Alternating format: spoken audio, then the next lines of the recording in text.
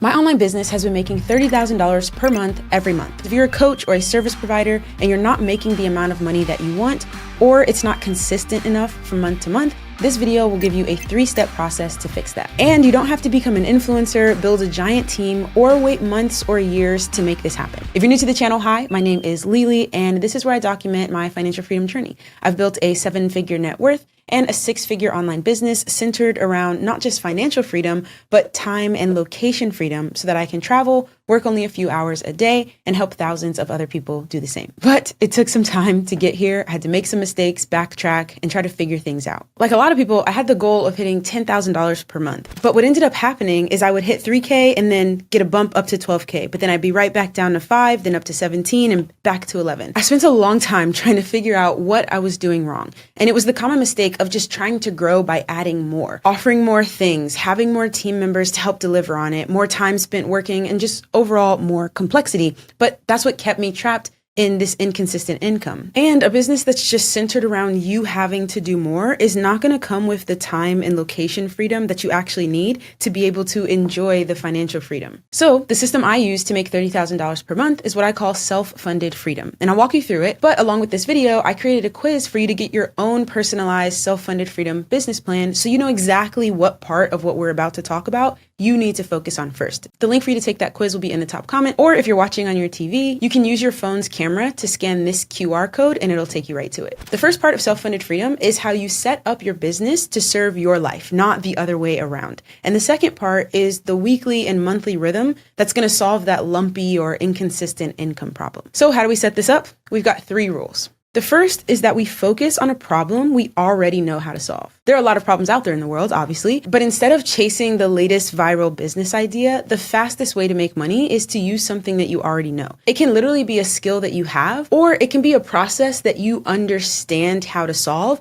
even if you can't step in and do every step, because then you can hire someone to do the things that you can't do. But you have to understand what needs to happen. For example, this is what I did when I wanted to help business owners grow on YouTube. I know that editing videos is a core part of growing a YouTube channel, but instead of learning how to edit them myself, I just hired someone to handle that piece. It's also important that this problem is for someone who wants and can pay for it. I tried to start a laundry service for college kids when I was at Stanford, and I knew that this was a needed problem because on the very last day of freshman year, as we were moving out of the dorms, a guy on my floor asked me where the laundry room was. That meant he hadn't done laundry all year. So while I thought he needed to do laundry, obviously he didn't. Rule number 2 is that we want to be profitable from sale number 1. It's not about what you make, it's about what you keep. And by using the systems I'm about to show you, you're going to keep a much higher percentage of your business earnings that you can then put into your personal bank account. And I follow the profit first system. When I get paid, all the income goes into my income account. I automatically split out a certain amount to go into my personal bank account,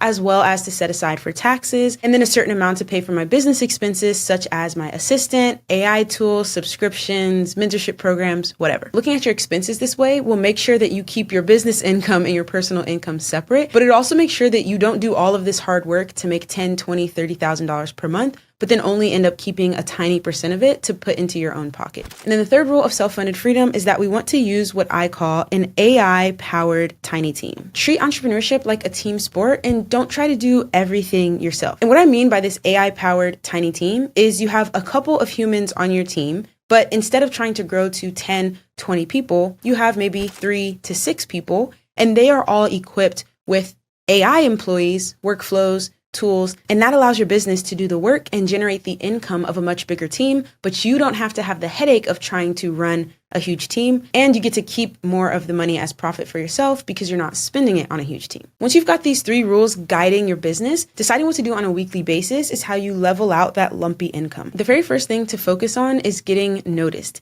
In a nutshell, not enough people know who you are and what you do.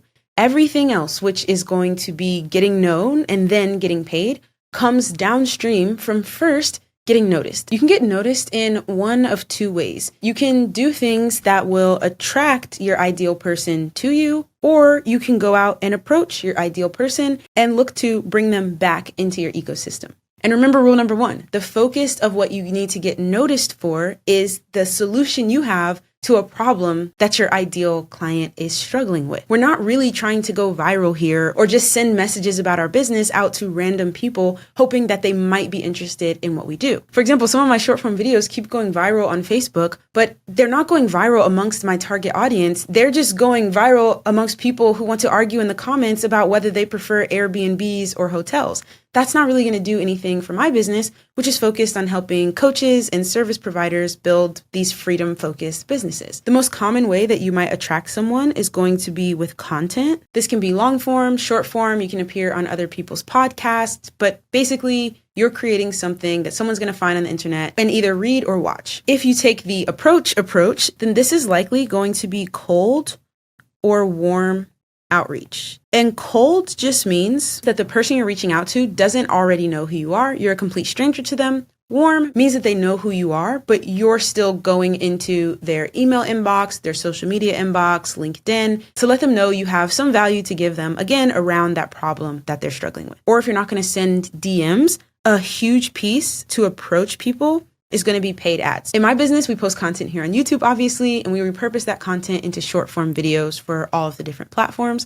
I personally think long form content is where you get the most bang for your buck, but it is difficult to consistently post long form content and wait for it to gain traction. So if you wanted to start with short form because you're early in the business, I think that's okay. You just have to find your mix of approaching and attracting different leads to noticing who you are and what your business does. Once someone notices your business, most people make the mistake of immediately trying to jump all the way down to getting paid. But this rarely works. Of all the people who notice you, only a small percentage of them are going to be ready to make a purchase at that exact moment. And even if they are looking to make a purchase, it's unlikely that the first time they come across your business, they're going to have enough trust in you to decide to make that purchase from you. In fact, Google proved that this just isn't how it works. For the vast majority of people, their purchasing timeline is going to follow what's called the 7-11-4 rule. And this is how we take those people who have noticed us and make them really feel like they know us by allowing them to interact with us for at least 7 hours across 11 interactions and in 4 different locations. So imagine if someone just found out about your business and they've spent 30 minutes reading your emails or looking at your social media profile. That will mean that you've built up basically half an hour in one interaction in one location with that person. There's still a long way for them to go to hit this 7-11-4, which is what Google has identified using all of the data they have access to, is what people really need to get to in order to have enough trust and know your business enough to feel comfortable making a purchase. Think back to the people you met in school or even coworkers at a job. At the very beginning, when you haven't spent much time with them, you don't really know them that well. It can be awkward. It can kind of like everybody's a little quiet or uptight. But as time goes on, especially as you get more hours spent with them and more interactions between you two, you will start to know them more. Now, will you like them? I don't know. But you start to know your classmates and your coworkers way more. And then if you think about the 4 locations, if you only saw that classmate in science class, but then the next year you had 2 more classes together, you would get a deeper connection. Same thing with coworkers. If you only see each other at work, but then one day there's a weekend pickleball tournament for your job, or you go out to the bar after work for drinks, you've now moved the relationship to a new location, which is going to deepen it. This is personally why I really like YouTube as a way to build up those 7 hours. But again, this can be a mix of any type of content, emails, blogs, interactions can go towards building up this 7 hours. I just think YouTube is the best place to do it. The 11 interactions is all about the number of times that someone comes back to engaging with your business in like different circumstances. So if you have a podcast, someone might put that on every time they drive to work. And that would mean they had 5 different interactions with you over the course of their work week because it was 5 different sessions.